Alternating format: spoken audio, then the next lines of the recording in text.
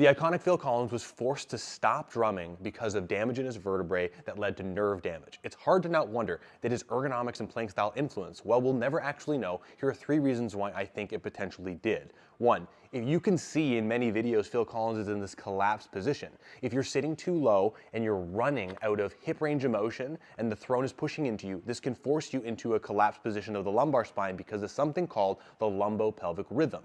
This is number 1. This is a lot of stress on the lower back.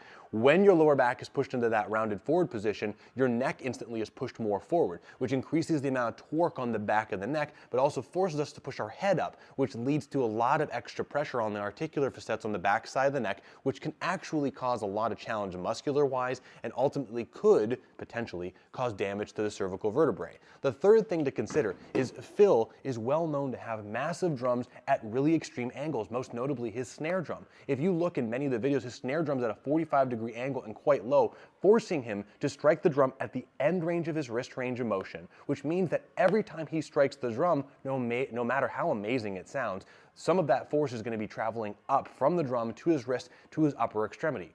Ultimately, I think there's a possibility that some of Phil's positioning and ergonomics could have potentially influenced some of the injuries he had. While we'll never know, and he contributed a massive amount to the music industry, something to look at and consider.